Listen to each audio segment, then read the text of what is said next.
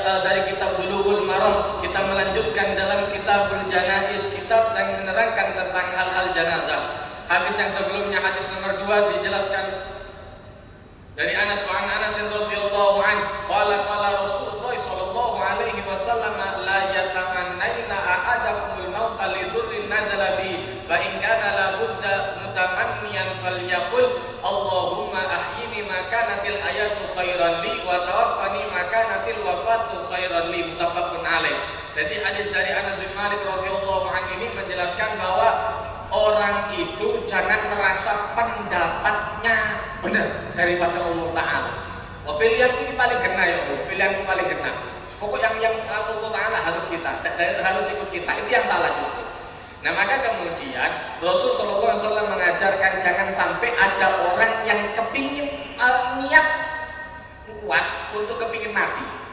Ini enak mati wahai. Itu karena itu mesti karena musibah mesti. Tak ono oleh nikmat, oleh oma enak, oleh bojo ayu luar biasa. Nek ini mati ae tak ono. Mesti nek sing kepengin mati wis ndak urip tidak tepak kabeh, beli anak-anake nantang kabeh, wis dilawan ambek bojone, dhek wis bangkrut, omahe wis angus, ayu wis didol, wis entek kabeh, baru dhek nek wis ngene kepengin mati ya baru ngono. Ada karena tidak ada orang kemudian hidup enak, kemudian ngomong ngene enak mati wae dah ono. Justru kemudian orang yang banyak masalah itu yang kepingin mati. Nah maka kemudian diajarkan oleh Rasulullah SAW jangan sampai ada orang yang berangan-angan untuk mati karena ada musibah yang menimpa kepada dia, kecuali sudah sangat terpaksa. Nah terpaksa di sini kalau orang sakit parah, itu dijelaskan dalam banyak riwayat-riwayat para ulama menjelaskan kalau seandainya fa'inkanala Buddha ini, kalau orang sudah sakit parah kemungkinan kecil untuk sembuh, dan kalau belum sembuh itu mesti meninggalkan utang yang sangat banyak. Lebih baik kayak gini mandek nang gini aja. Kalau sudah memang posisinya seperti itu, posisi menyulitkan keluarganya sudah besar, potensi menyulitkan keluarganya sudah besar, untuk harapan hidup sudah sangat kecil, teman di sana, maka tetap orang itu disuruh berdoa kepada Allah Ta'ala, Allahumma ahyini maka natil hayatu khairan li. Ya Allah, hidupkan saya kalau hidup ini masih baik untuk saya, dan matikan saya wa tawaffani maka natil wafatu khairan li, dan matikan saya, wafatkan saya kalau seandainya wafat ini lebih baik. Tetap bagaimanapun Allah Ta'ala yang menentukan baiknya bagaimana, jangan kita yang menentukan. Nek usmine enak mati, kon mati bojomu sing soro diuber-uber dadi kolektor, kon enak kan mati wis mati ae, wis mati enak. Bojomu ambek anakmu sing kepotokan ndak karo-karuan, enak dinilai itu tanggung jawab. Nek wis koyo ngene mati ae, udel kadang-kadang wong utek gak dipikir belas kalau akal belas. Wis pokoke uripe dhewe enak ngono ae. Dhewe trimo enak, wis tak trimo diuber-uber dadi kolektor maneh. Iya kan tadi uber kolektor, tapi nanti dia kan tidak mikir kalau dia dikubur nanti ada siksanya juga. Makanya kemudian orang itu akan tertahan dari kenikmatan Allah Ta'ala dikubur selama masih ada utang penting luar biasa. Makanya diingatkan terus sama Rasulullah SAW, utang, hati-hati utang. Hadis yang selanjutnya dari Abi Buraidah, wa an Abi Buraidah radhiyallahu anhu anna Nabiy sallallahu alaihi wasallam qala al-mu'minu yamutu bi'araqil jabin. Rawahu Salasah. Ini hadis yang agak blur kalau orang tidak paham penjelasannya. Agak jelas. Orang mukmin di sini dari riwayat Abu Buraidah menjelaskan bahwasanya Rasulullah SAW bersabda orang mukmin itu meninggal dengan keringat di dahinya. Maksudnya apa? Nah, maka kemudian di dalam syarah Bulughul Maram ini yang dikarang ini Taudhihul Ahkam min Bulughil Maram. Jadi di Syekh Abdullah bin Abdurrahman Al-Bassar, beliau menjelaskan bahwa maksudnya yang pertama, kehidupan dunia itu melelahkan. Makanya kemudian ketika dia meninggalkan semua kesulitan-kesulitannya yang diterima di dunia itu semua mau dilepaskan. Nah, ketika melepaskan akhir ini otomatis butuh tenaga yang luar biasa. Otomatis untuk meninggalkan nama baik. Sama kayak pimpinan, kalau dia mau meninggalkan nama baik untuk bawahan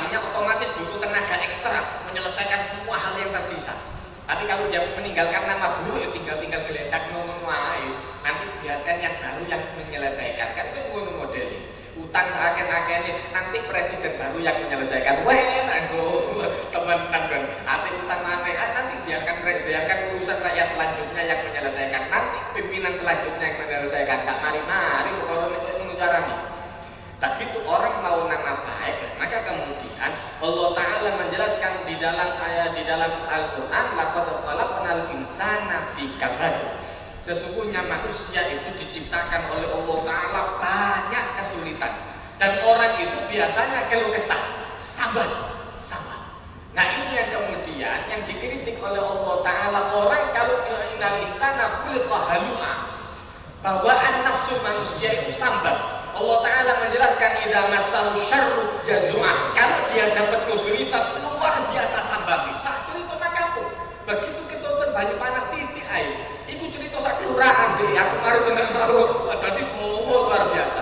Aku mari kena baju panas, mari cerita sak kelurahan ngerti kabeh. Atau diceritani dari medsos saya baru sama cowok ini sak karuan. Nah ini yang kemudian dikritik oleh Allah Ta'ala. Kemudian yang selanjutnya, kalau dapat kebaikan, wa idza massahu khairu manu'a. Kalau seandainya dapat kebaikan, wah luar biasa. Iso cowok sing ngerti, sampai bojone disengit bisa. Lagi oleh rezeki disengit ngene ojo sampai ke bojo. Tapi sembahyang itu dia mikir kuncinya lemari. Tapi itu sembahyang takbir Allahu Akbar. Sore kunci mateng sih ceket tak lemari. Allah, iki mari bojo lemari pas pokoknya iki mari ngene kira-kira aku mau kadung ngomong gak duwe bisa. Kalau kadung ngomong gak duwe bisa. Lah ternyata dibuka dulu lah kira-kira iki mangkane. Nah itu Allah Ta'ala menunjukkan idza massahu syarru jazua wa idza massahu khairu manu'a. Ini bawaan nafsu. Bisa dihilangkan illal musallin, kecuali orang yang mau melatih dirinya sholat. Nanti kalau sudah sholat baru nanti akan tertata hati itu. Kok sembahyang bisik, kok mari sembahyang baru tepat melatih pelan-pelan.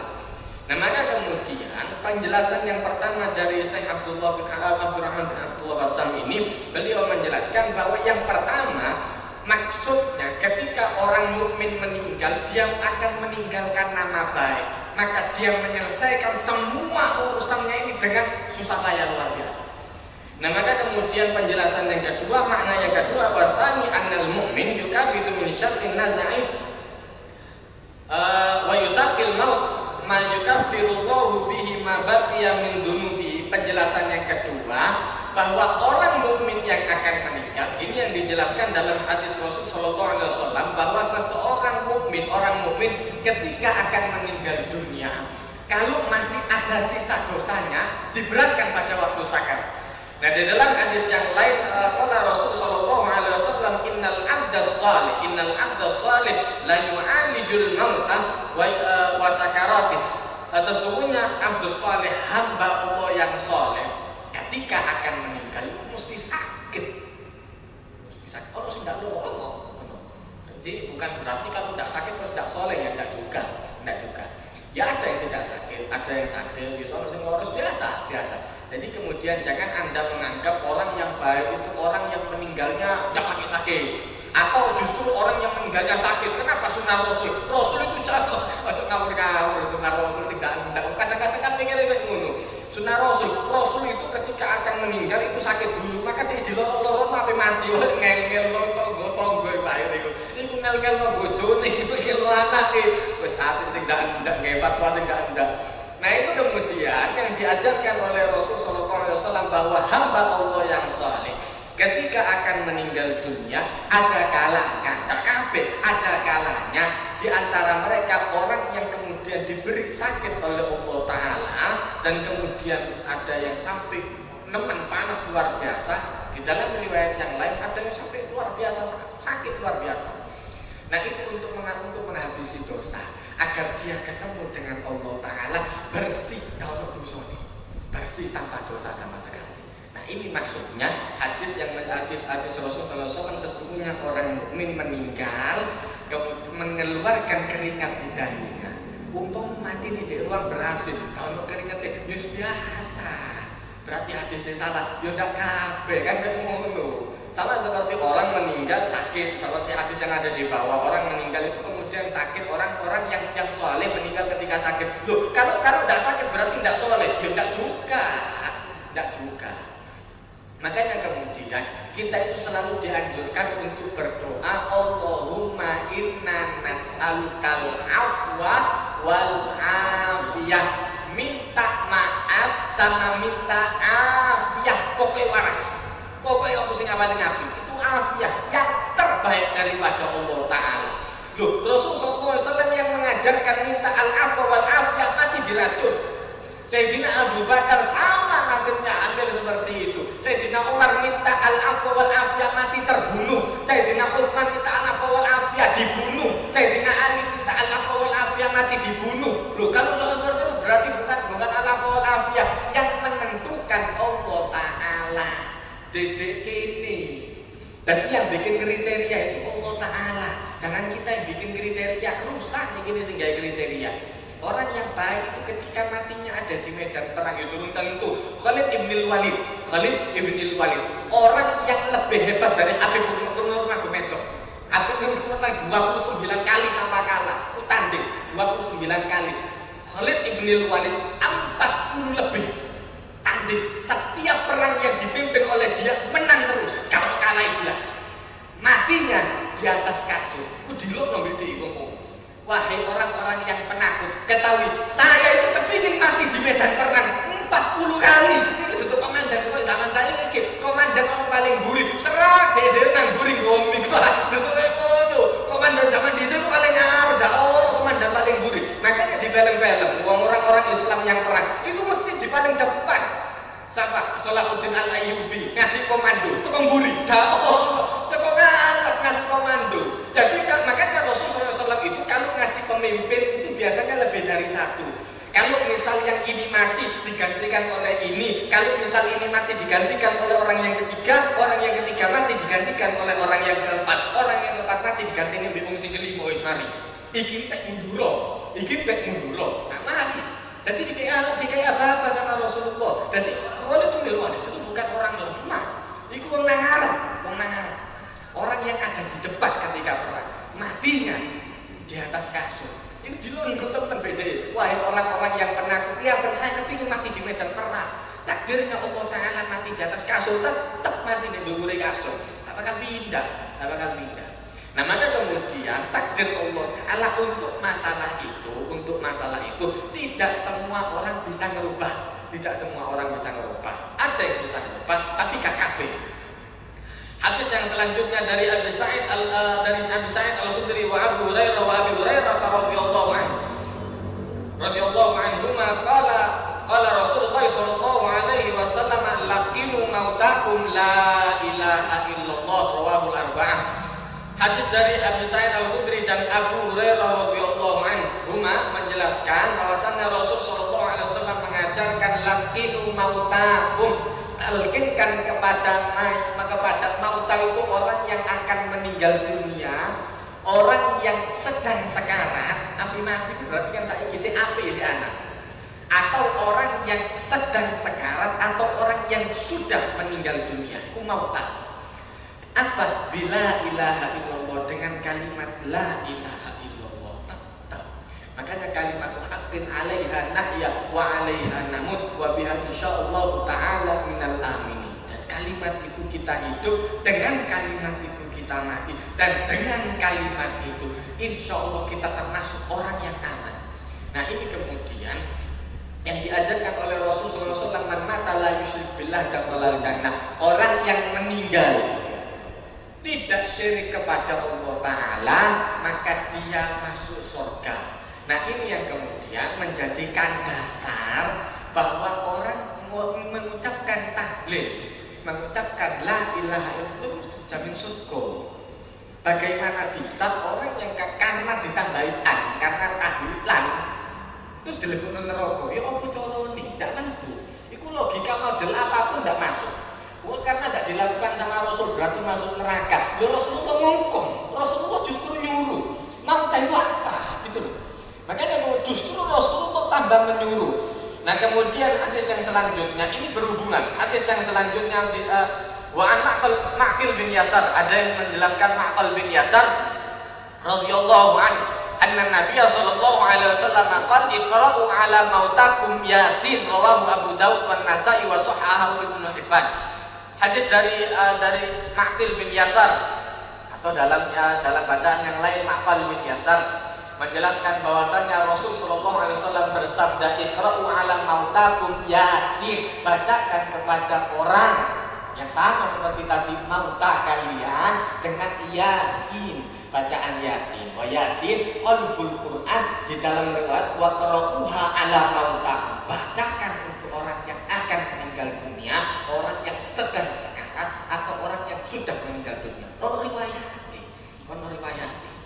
Maka kemudian ini kemudian yang jadi problem karena mungkin diulang-ulang. Kalau Yasin terus yang dibaca lagi kok iri. Orang yang meninggal baca kulhu terus. Ini dia sahabat yang ketika pada masa itu baca kulhu terus, setiap dia ngimami boconi kulhu. Nah, orang-orang yang ada di belakang itu tidak enak.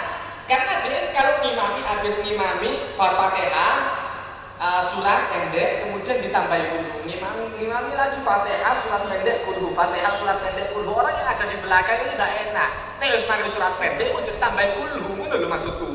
Kasus ini ya. Nah, kata dia, kalau anda tidak mau, modelnya saya seperti ini. Saya cinta sama kulhu, saya cinta sama kulhu. Kalau anda tidak mau, jadiin imam lain. Tapi gimana nanti bocorannya nang kulhu di daerah itu. Akhirnya sahabat protes sama Rasulullah, ya Rasulullah modelnya kayak apa ini? Loh, ditanya sama Rasulullah, kenapa anda baca? Saya cinta sama kulhu. Itu dijamin, cintamu kepada kulhu itu yang akan mengantarkan anda ke surga. Tapi tidak ada masalah, surat itu dibalen-balen itu kalau masalah, tidak ada masalah. Yang masalah itu sing ngurung mangkel, ini kan gara-gara mangkel gitu kan. Ini sebetulnya bukan ada masalah dalam kasar, bukan ada masalah dalam dalil. Sing ngurung mangkel karena dilatih sama gurunya untuk mangkel. Akhirnya mangkel. Karena dilatih untuk mangkel, nanti dia melatih anak buahnya lagi, melatih muridnya untuk mangkel lagi, tidak mari-mari. Gara-gara kekolongan tinggi. Kok ngomong kamu dasari? Saya sok udah dasari. Kemudian ayat yang dijelaskan, ayat yang dibawa, dasar tak gono ayat. Allah Taala berfirman di dalam Al-Qur'an, walladzina ja'u min ba'dihim yaquluna rabbana ighfir lana wa li ikhwanina alladzina sabaquna bil iman wa la taj'al fi qulubina ghillan lil ladzina amanu. Jadi kemudian ini Allah Ta'ala menjelaskan termasuk ibadur rahman, orang yang kemudian berdoa kepada Allah Ta'ala, walladzina ja'u min ba'dihim, orang yang datang setelah orang-orang yang soleh terdahulu, kemudian mereka berdoa, yaquluna rabbana ighfir lana, ya Allah ampuni kami, wali ikhwanina alladzina sabaquna bil iman, dan kepada orang-orang yang telah mendahului kami dalam iman. Ini orang pahamnya seperti apa? Mungkin paham teman. Saat teman-teman ini wong musuh Yasin, tetap mereka akan meyakini bahwa doa kepada mayit itu sampai. Doa kepada mayit itu sampai. Saat teman-teman ini salafi mesti percaya sih, mesti percaya. Karena kenapa? Ini ayat. Loh, kalau seumpama doa kepada orang mati itu tidak sampai, berarti ayat-ayat ini buat apa? Berarti dia akan membuat Al-Quran baru. Ini yang kapan terbit. Ayo, tok nomani Quran singanya. Kenapa? Karena doa-doanya seperti itu, mendoakan orang yang ada di bawah, dan Ibrahim alaihissalam ada doa yang mendoakan yang ada di atas, ada semua dasarnya.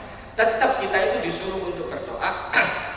Makanya Rasulullah SAW ketika ada di kubur mendoakan orang-orang yang telah meninggal dunia. Jadi kalau dasari, itu kan tidak ada dasarnya. Orang mendoakan kepada mayit itu tetap sampai. Tidak ada kemudian ngomongan tidak sampai udah, tetap sampai. Dibacakan Al-Quran sampai pahalanya. Tidak ada yang tidak sampai. Nah, ini yang kemudian menjadi dasar. Hadis yang selanjutnya dari Ummu Salamah radhiyallahu anha, qalat dakhala Rasulullah sallallahu alaihi wasallam ala Abi Salamah wa qad syaqqa basarahu fa awradahu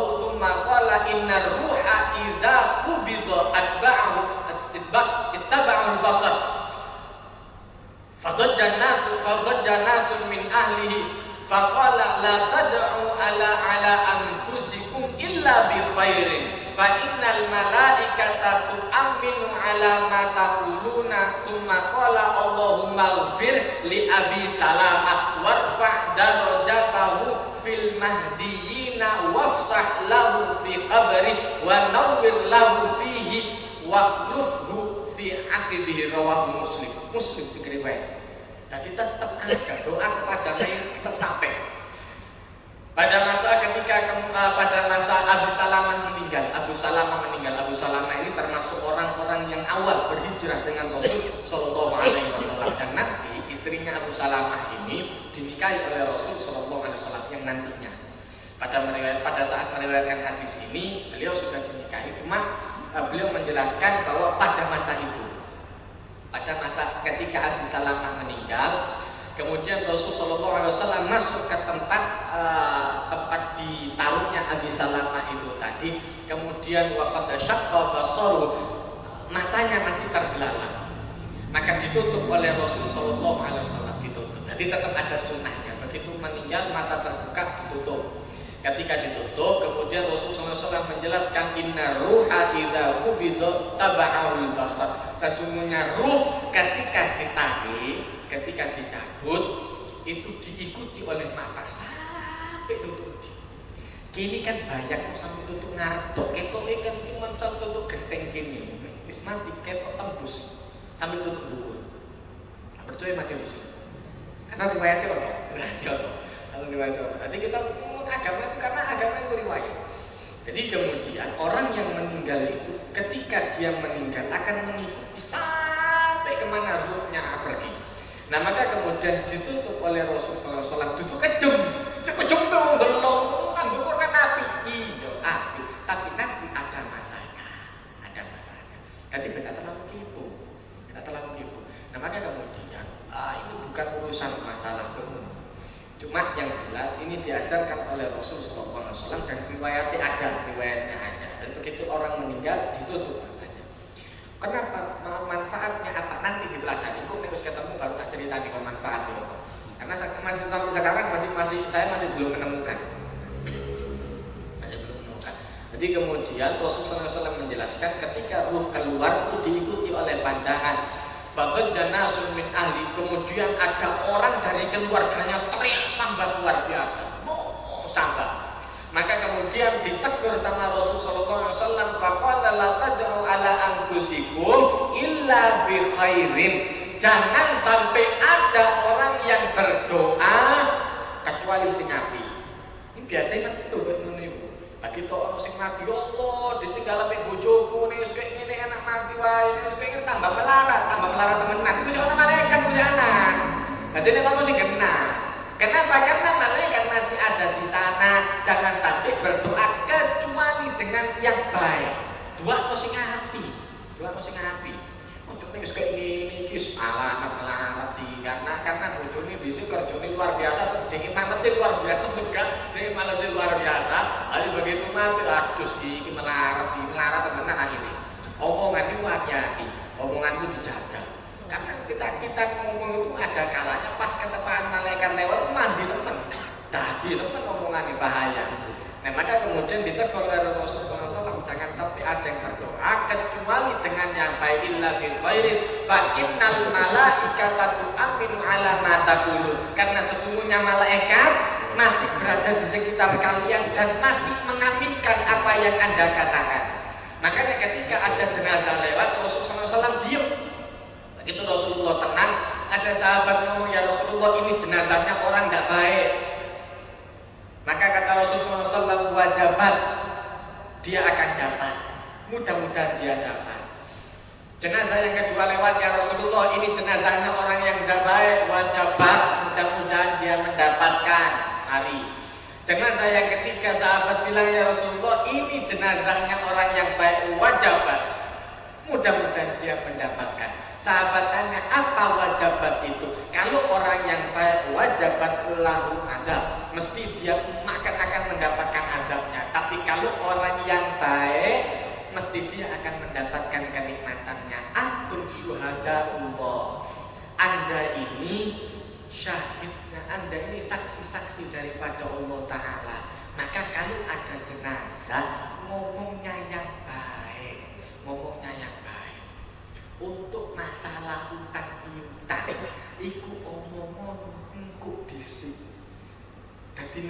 Ide baru kok omongno.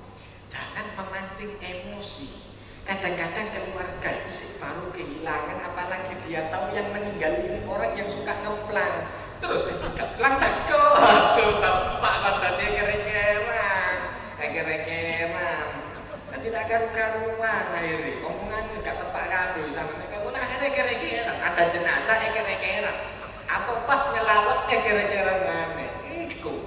Begitu sendirian harus selesaikan. Gini, jadi ada etika yang diajarkan dalam Islam. Maka kemudian Rasulullah SAW berdoa, "Maqala Allahumma ighfir li Abi Salamah." Ya Allah, ampunkan Abi Salamah, warfa' darajatahu, angkatkan derajatnya fil mahdiyyin, ke dalam derajat orang-orang yang diberi hidayah oleh Allah Ta'ala, wafsah lahu fi qabri, lapangkan kuburnya. Bukan lapang dengan sendirinya, nek dibuat tambah api, nek dibuat malah api. Tapi kalau orang munafik, beda kalau orang munafik. Makanya ini ayat yang kemudian dipakai sama orang-orang untuk menyerang. Kadang-kadang ayat yang tidak pas.